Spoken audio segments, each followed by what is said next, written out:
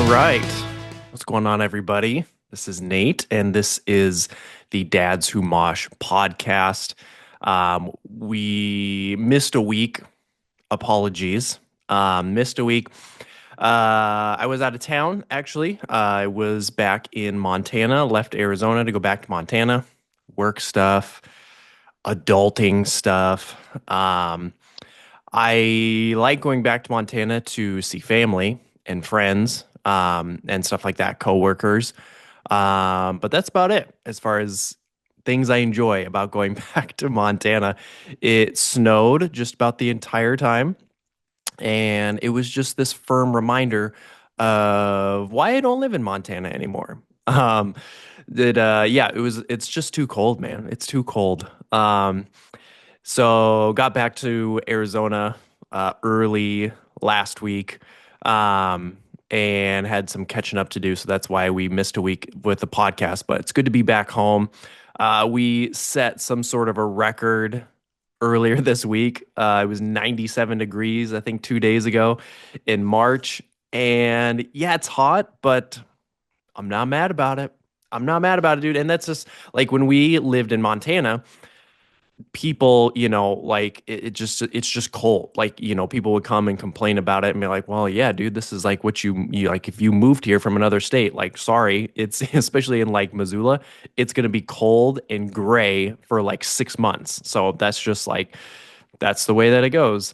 So in the summertime in Montana, I like promised myself I would never complain about the heat because I think I saw something a while back that the city of Missoula in Montana gets like a total of 100 days of sunshine, like 100 sunny days. Like that's less than Portland, that's less than Seattle. Like those are places that are notorious for being like gloomy and depressing, and Missoula is like even worse than that. So don't get me wrong, summertime Missoula is beautiful. But it's almost like it just got to the point where it just like wasn't worth it. It's like you get maybe 2 months if you're lucky, of summertime, like good weather, because there's a good chance, there's going to be a fire season or something like that. And even like the sunny days that Missoula gets, a lot of them do come in the winter where you get like, 3 or 4 days of sun, but it's like clear. So it's negative 16 degrees outside. There's no cloud cover to keep you warm. So, anyways, it's good to be back home in Arizona. Good to be in the sunshine. I missed it. Good to be back here chatting with you guys. This is always it's good. I've got like a couple of things throughout the week that, I mean, it's not, I say this and some people are like, well, is your life really that miserable? And it's not. Like, life is great. But, like the stress of work and stuff like that, there's a couple of things that I look forward to. I've got, therapy sessions, which are great, for when I'm, dealing with, stress or anxiety or depression or anything like that. But then, this is just an awesome outlet. So I'm excited to be here again. The first thing that I want to do today is I want to take a look at the Furnace Fest lineup. Now, you guys have heard me talk about Furnace Fest, obviously, a lot on this show. I'm excited to finally go to Furnace Fest this year in October. My buddy Jesse that was on, we were talking about it. And the lineup was finally announced a couple of weeks ago, so I'm a little late in talking about it. But I just want to take a look at this lineup and just kind of like get hyped for it because I'm so stoked to be there. So Friday, so it's a 3-day thing. Friday, the headliner is Jimmy Eat World, which is so funny to me. I mean, it's like Furnace Fest is kind of like this really cool blend of like there's emo, there's hardcore, there's punk, there's alternative, and it just kind of blends it all together, and everybody comes along. And I at first I was like, it's kind of weird, but just a couple of days ago, I was listening to an interview with, it wasn't Kevin Lyman, it was somebody else that was like, in charge of putting together the lineup for, kind of this resurgence of Warp Tour.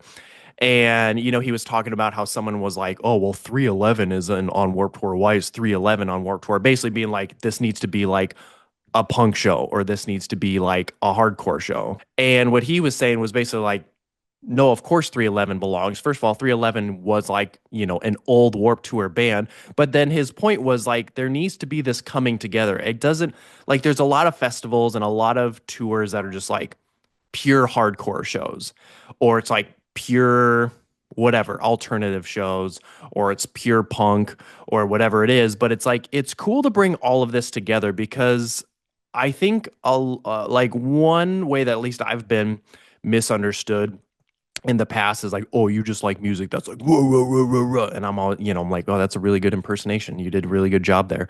And of course, like that's the type of music I listen to more than anything. But like, there's a lot of different types of music that people like to listen to, and this is all kind of like in the alternative category. So it's like I kind of love the fact that Jimmy Eat World is the headliner of this. I've seen Jimmy Eat World a few times.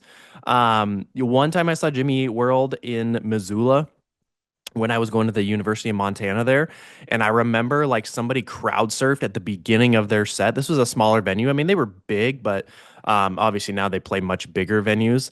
Um, and somebody crowd surfed like right into the mic stand and it hit I think his name is Jimmy James, whoever, I can't remember the lead singer's name, but it hit him like in the face and he got really mad and it kind of like killed the vibe for the rest of the show. Um, and then they came back. I saw them and Manchester Orchestra play together a couple years ago, which Manchester Orchestra was just like unreal. Speaking of like different musical tastes, Manchester Orchestra is one of my favorite bands and they were so good live. Um, but, he actually was like, yeah, he's like, I remember the first time, he's like, it's been a long time since we came here, the lead singer for Jimmy Eat World. And I was like, yeah, I do too, man. It wasn't fun.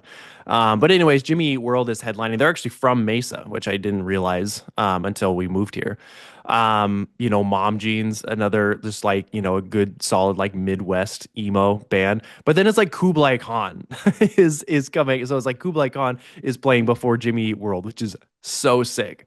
They're definitely on my bucket list of bands that I need to see. So I'm excited to see them. I'm not going to read every single band that's there, but I'm just going to mention the ones I'm super excited about. Comeback Kid. I was really bummed because it is the 25th anniversary of False Idols Fall, their album False Idols Fall, and they're doing this whole 25th anniversary tour, and it wasn't coming through Arizona, and so I was super bummed. And then they announced that Comeback Kid is going to be playing at Furnace Fest, and it's like a celebration of that, 25th anniversary of that album, which like I'm excited about, but so like Norma Jean is also going to be playing Furnace Fest. But when they announced Norma Jean, they said celebrating 20 years of their album, Oh God, The Aftermath. And it's like, it's fun to celebrate like those anniversaries, but here's kind of the downside for me. And I don't know what it's going to be like. I've been seeing um, like videos of Comeback Kid playing shows like on their 25th anniversary tour. And they do like Wake the Dead as like their closer and Wake the Dead is like the second song on the False Idols Fall album. So it's like maybe they're not doing a full playthrough, but like when bands do just like a full playthrough of an album when it's that anniversary tour, like it's kind of a bummer for me because it's like, man, I like songs from all of your albums. I don't want to, it's like, yeah, there's really good ones on that album, but it's like the last time I saw Norma Jean was on the 10th anniversary of the Oh God, The Aftermath tour. And I'm like, am I ever going to see Norma Jean like just play songs from their entire discography, or is it only just going to be Oh God, The Aftermath? Because every single time, well, I just saw them the one time, and then the second time now is going to be like the 10 years later. And so it's like there's a lot of songs like in their repertoire that like I want to see. So I'm hoping they play that. I'm hoping like Comeback Kid, Norma Jean. I'm hoping they don't just play those albums. I'm hoping they play, other ones. Regardless, it's going to be fun. But I'm hoping they play other ones. Drain is going to be there. Drain is like, it's definitely, I think, a bucket list for most hardcore kids. Like, if you haven't seen Drain, they looks like they just put on such a fun show. Speed is a ton of fun live. I saw them open for Knocked Loose once. And Speed is a ton of fun. Excited to see them again. Tsunami, I'm excited to see. Who else do we have here? From First to Last is playing, like they're getting back together. Somebody was like, is Skrillex playing too? Gideon is one of those bands that I missed. Actually, I had tickets to see them, and then COVID happened, and I didn't see them. So I'm excited to see Gideon, Knuckle Puck, Just another good emo band. Madball is going to be there. Like, this has just been like these last couple of years is going to be me seeing bands like Madball, Bane, H2O in a few weeks. Like, just all these, old school hardcore bands that, I just haven't ever seen. And now I get to see them. Microwave, super excited to see Microwave. Still remains. Wounded Touch. Wounded Touch is a band that so when the lineup for Furnace Fest came out, I got on Spotify and a few people had put together like Furnace Fest playlist, which is like the top 10 songs of all of the bands that are on the lineup. And Wounded Touch is one of those that like it's a new discovery for me. Wounded Touch is sick. So you guys go out and check out Wounded Touch. I'm super excited to see those guys live. And I think they have a new album coming out this year. So I'll definitely have to, add that to my 2025 playlist and, see where it lands on the best of 2025. Saturday, the headliner is Dropkick Murphys, which, it's fun. It's Dropkick Murphys. I don't know. It's like one of those bands where it's like, you know who they are, you know all their songs, but you don't actually ever own any of their albums or really go out of your way to listen to them. So it'll be fun. It'll be all right to just kind of kick back, I think. So like them and Jimmy Eat World, it'll be kind of good to have a day where it's like you get all of like your, get the pits out of the way and like the earlier stages of the day, and then you just kind of kick back and relax and watch Dropkick Murphys, watch Jimmy Eat World. Suicidal Tendencies, which I texted somebody, I was like, dude, that's just irresponsible. How old are the dudes in Suicidal Tendencies now? But that's gonna be fun. Anne Berlin is playing with Steven Christian. So what's his name? The guy from Memphis May Fire has been filling in. Matt, Matty Mullins, I think is his name. And he's got like an incredible voice and does a great job. But Steven Christian, the original lead singer for Anne Berlin, is going to be playing with them. I think they are also doing an anniversary, but I'm not sure. Like an anniversary set. Less Than Jake, right? Like just, I mean, that's another, like they're kind of right up there with like Dropkick Murphys, like Less Than Jake. Of course, I listened to them when I was skating. They were an old Warped Tour band. So it's exciting to see those guys say anything. It's playing, dude. On Broken Wings is playing that Saturday. And let me tell you, dude, how stoked I am to see On Broken Wings. Another like band that's just like always in the back of my head. A random video of like a live show from like 15 years ago or something like that will show up. I'm like, man, how did I miss seeing On Broken Wings when they were in their prime and they're playing this show? So I'm super excited to see On Broken Wings. Dude, this is another one. There's just like another, curveball here. PD USA. If you guys don't know who PD USA is, or if you haven't listened to PD USA, do yourself a favor and look him up on Instagram. I like before I realized he made music, he just did like these Instagram and like TikTok videos, and he's hilarious. And my brother and I would send him back and forth. He does like those videos where like he's the only person, but there's like multiple characters, but he plays all of them. He's so funny. And then he puts out, he makes his own music. And then he started, putting out albums and touring. And it's just like he's this, I don't know. It's like I'm trying to figure out how to describe it. It's like this blend of like angry or like ear upset acoustic kind of punk kind of indie, but just like his own, I don't know, he's kind of in a category of his own. I'm super excited to see PD USA. Zao or Zao, I've never actually known how to say it. Another band that I've wanted to see for years and years. So excited to see those guys. Um, let's see who else. Just kind of looking down the list. Modern Life is War is a band I've been wanting to see forever. Orthodox is one that I've missed every time they've come through at Mesa for whatever reason, and so I'm excited to see Orthodox. Um, and then of course Sunday, the last day of the tour, Knocked Loose is the headliner. And I'm always excited to see Knocked Loose, man. I love Knocked Loose. I love what they're doing for the scene. I love that, like, even though they're playing on, like, Jimmy Kimmel and they're going to the Grammys and they're playing these huge sold out shows, they still do, like, Furnace Fest is smaller, like, compared to a lot of the things that they do. I mean, I can't remember the name. What's the festival? There's a big festival that they're playing, like, right before that in California. It's just massive. And then they're coming to play this, which I love. They just did like some small show, small for them is like a 500 person venue in the UK, but they played that. So it's like, I love that like they still play shows like this and festivals like this. So I'm super excited to see Knocked Loose, always excited to see them. Um, Dude, Converge is playing that day. I'm kind of like, I keep forgetting. Like, there's so many bands, and I'm looking up this. I'm like, wait a second. Wait, yeah, Converge is going to be there. Converge is also like at the top of the list of all of these bands that like I've missed or they haven't come anywhere near me in the past. And just like year after year after year, I keep missing them. So excited to see Converge. Norma Jean plays that day. Harm's Way is playing that day. Terror is playing that day. Um, my boys, Boundaries are playing that day. Gates to Hell, I'm super excited to see. I think one of the band members there is a younger brother to Brian in Knocked Loose. So I'm excited to see those guys. Haywire, I'm excited to see. Horse the Band dude is playing. I'm excited to see Horse the Band.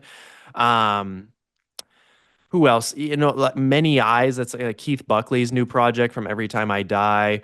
Um, Oh, dude, and the last one here, I mean, there's more, but the one I'm super stoked about is the Tony Danza Tap Dance Extravaganza. So excited to see those guys live. And then if you look at the Furnace Fest poster, there is a band on Sunday's lineup that's redacted. And, they keep saying, like, oh, we've got some more surprises in store for you guys. And I don't know, man. I don't know who it's going to be.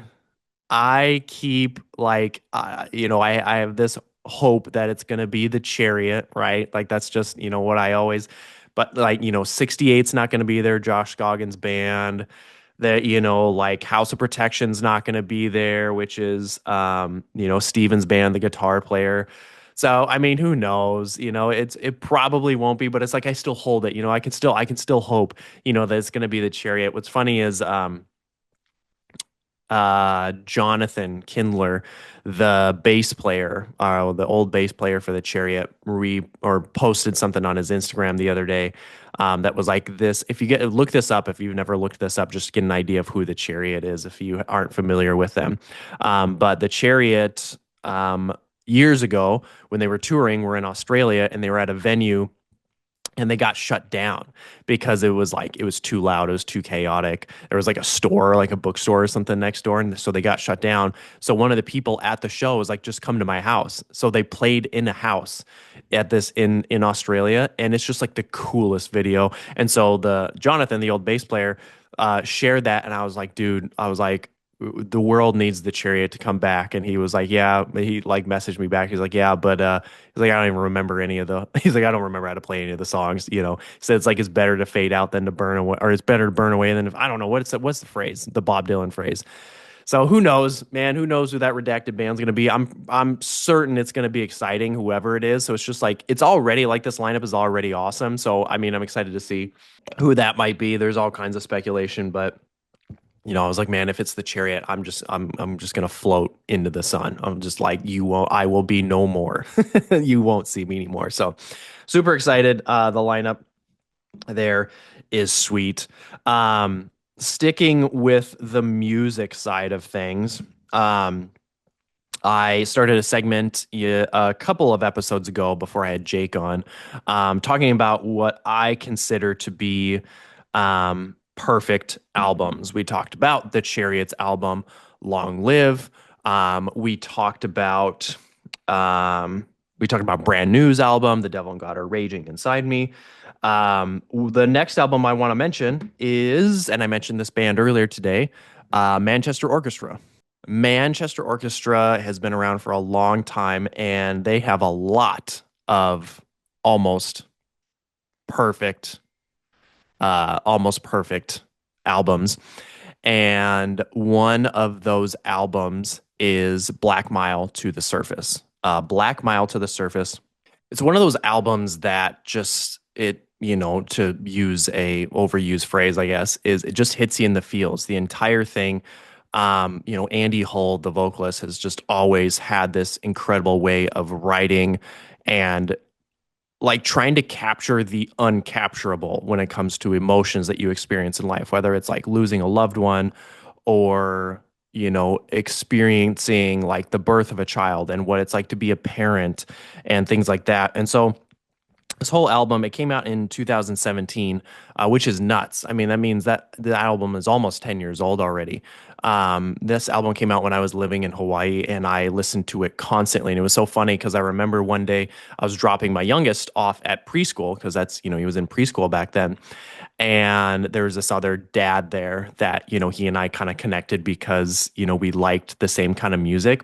And it was funny because like this was a Christian preschool, like a private one. And it's like some of these dads that listen to that type of music, it's almost like they're like, can we talk about this? Like, is it okay to like this kind of music? Um, and so I was talking with this guy about this music, and he's like, dude, he's like, he's like, it's kind of different than like, it's not hardcore, but he's like, have you ever listened to Manchester Orchestra? And I was like, dude, yeah. And we just went off talking about this album because it had just come out. And he's like, man, he's like, the song, The Silence is so amazing. And it is. The Silence by Manchester Orchestra is just such an amazing song. The way that it builds, the lyrical content to it, and a lot of the material in this album is it's based on, Andy Hull, again, the lead singer. It's like his experience as a dad and the feelings that you feel as a parent towards your children, and like the life you want to give them and the things you want to protect them from, and just like the hurt that they're going to experience but you don't want them to. I mean, it's just it's amazing. And I remember when I finally saw these guys live, um they closed their set with that song, and it just was like, I mean, there's been a couple of shows or concerts that I've been to where, I feel like you could say it was like a spiritual experience. And it was listening to that song, singing that song, was just, it's almost indescribable. And they're just such an amazing band live. And that entire album from start to finish, I mean, again, there's no, if we're judging on skippable tracks, there are zero. It's one of those albums where it's like, if I can just put on like my noise canceling headphones and nothing else is happening around me and I can just listen to that song, it's like you just soak in it. It's an album that you soak in. You like, you float around in this album. Like it carries you where it wants to go. So it's really amazing. So yeah, a perfect album for me for sure is Black Mile to the Surface by Manchester Orchestra. The Silence is my favorite song on that album, one of my favorite songs of all time. But they've got so many great ones. The Maze is a great one on that album. The Parts is this really slow acoustic song or like piano led song that leads into The Silence. And it's so amazing. So Manchester Orchestra is a great band all around. But if you go listen to Black Mile to the Surface, it's a great album to start with. So definitely a perfect album in my opinion. Um, I switching gears a little bit, I was watching Bill Burr's new special the other day. The comedian Bill Burr. So this is if it seems like I'm distracted, I keep getting these text messages on my computer here. So it's like, don't you know? I'm busy. Um, but Bill Burr's new special, I was watching that the other day, and he talks about men's mental health a lot in that special. And I mean, it's hilarious, but it's also just like it's very real. And a lot of what he says is very real. And he talks about a lot how it's like, men when they are dealing with depression and don't realize they're dealing with depression, um, distract themselves, right? And it's a very real thing. And this last week, kind of, I've talked about, on the podcast how you go through ups and downs with mental health. And last week was just a really tough week with a lot of anxiety last week. And just like, that kind of leads into depression, and there's different reasons for that. But, one of them was like, I realized like how much I cope with that by trying to distract myself. Because it's like, I was talking with my wife and talking with my therapist about this too, but it's like, when you're a parent, so it's like you don't get a lot of time to yourself.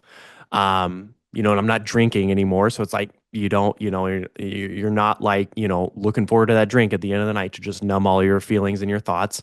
I was frustrated because it's like sometimes the only, time you get to yourself is, my wife and I try to go to the gym as much as we can.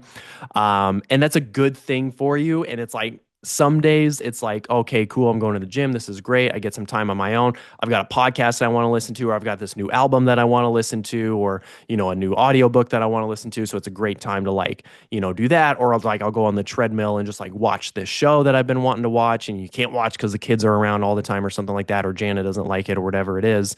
But it's just, I think part of it is like last week, it's like, I've listened to everything over and over again. I don't want to listen to anything. I don't have any podcasts I'm into. Like I've started 3 different TV shows and I can't commit to any of them. I don't have any new books. It's like I don't want to go to the gym, right? It's like my only downtime is the gym and it's like I don't want to. It's like I don't want to go to the gym. Like there's just some days where I want to and there's some days where I don't. It's like, okay, cool. This is the only thing. Like a lot of people like love going to the gym and it just makes them feel pumped and they feel great after it. And sometimes like I feel good after going to the gym, but someone's gonna be like, we're just doing the wrong workouts or whatever.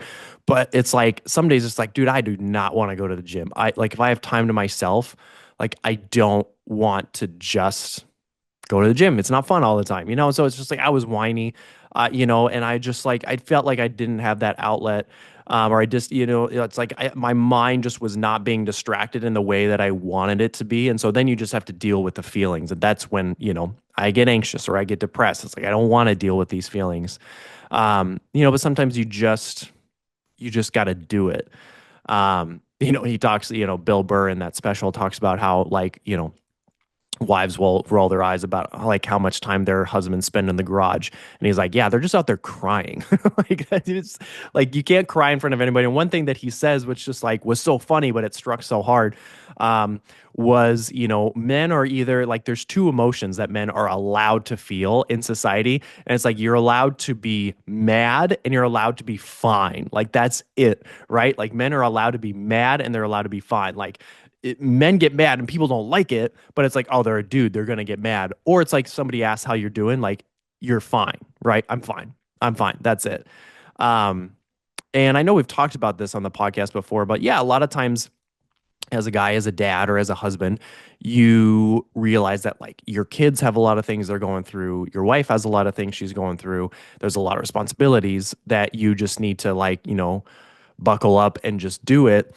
And you feel like you just don't have a lot of time for those emotions. I don't have time to deal with this. I don't have time to be depressed. Don't have time to be anxious. Don't have time to have to deal with sadness or whatever it is that you're dealing with. So it's like I just got to like shut it all down and just like push through. And that's why he was like, dudes that are on motorcycles, he's like they're crying under their helmet. Like guys that are single and on motorcycles, they may seem tough and cool, but he's like they're crying underneath. It's like guys going out to the garage by themselves, they're crying. The joke was like, I'm putting on this face, but internally I'm trying not to fill my pockets with rocks and walk into the pool. And I joke about that, but it's true. Like, there's not a lot of space out there in the world for guys to, feel like they can express those emotions, without being judged or without, feeling like they're just wasting their time or everyone else's time or anything like that. So it's just, again, as I've said over and over here, like I encourage everybody to find, that outlet, whatever that looks like. If it's the gym for you, great. Make it the gym, make it that time. If you've got a friend that you can be open with, make a point to see them every single week, do something, call them, do a video call, or go hang out with them. If you've got some downtime, go be with them, so you can open up with them. Find a therapist that you can talk to. I talk a lot about, just have that lighthouse where it's like, okay, like everything's dark right now. It's stressful. I've got a lot of anxiety. I've got some depression that I'm dealing with, whatever it is. But it's like, I know that I've got this lighthouse that's like, I just got to push through today, tomorrow, but then like Wednesday, I can go talk to this person. Have something that you can look forward to, because a lot of times I think as guys, when we don't have those lighthouses to look forward to, we feel like this isn't going to end, right? Like we feel like I'm going to be stuck here forever, and we have to be intentional about it. Like it's so easy, I think, for us as guys to be like, yeah, sure, I'll do that tomorrow, but it's like I've got so much that I need to do already. You know, it's like, yeah, sure, I'll, make time to go talk to this friend, but like when my kids don't have sports, which is like never. So, I think, like I said, just, have those lighthouses, have something that you can do, have somebody that you can talk to, and just make that a regular part of your, like weekly routine. And I think that can help a lot. If you've got that lighthouse that you can look forward to, I'm guilty, I think, a lot of times of like when things are really good, I don't have that regular appointment with my therapist, or I don't have that phone call with like, one of my brothers or like a friend or something like that. And then all of a sudden I'm like drowning and it's like now I'm crying out for help. But I think it's just good for maintenance, right? Speaking of the gym, like it's a cheesy analogy, but it's like, you don't just go to the gym to lose weight and then lose the weight and then like not go to the gym. Like you got to maintain that. Or whatever analogy you want to do, sports analogy, or whatever one you want to use. So, my encouragement to you guys is have those lighthouses out there. Um, you know, some way that you can talk about that stuff. You can be open and honest about that stuff with somebody. Last time Jake was on here, we talked about how like yes, like as our wives are there, as our spouses, but there's also this line of like we don't want to just dump everything on them. I think that it's important to have a trusted person outside of your marriage, that you can talk to again, whether it's like, your brother or your friend or a therapist or something like that. Um, so yeah, that's my 2 cents on that. Appreciate you guys listening in. As always, like I mentioned a couple weeks ago, if you guys need to reach out, you can find us on Instagram. I just started a TikTok as well because I'm just like trying to figure out the social media world. I've never been on TikTok, but all of a sudden there's like all this engagement on TikTok. I'm like, oh, this is actually a thing. So really, we just want to spread the word. We want to talk music with you. We want to talk men's mental health with you. We want to hear from you if you've got struggles, if you got something you're going through. Reach out to us. We are at Dads Who Mosh. I'm out there as well on Instagram. Nate Who Moshes. You can also email dadswhomosh@gmail.com. And appreciate you guys. Hang in there, and we'll talk to you next time.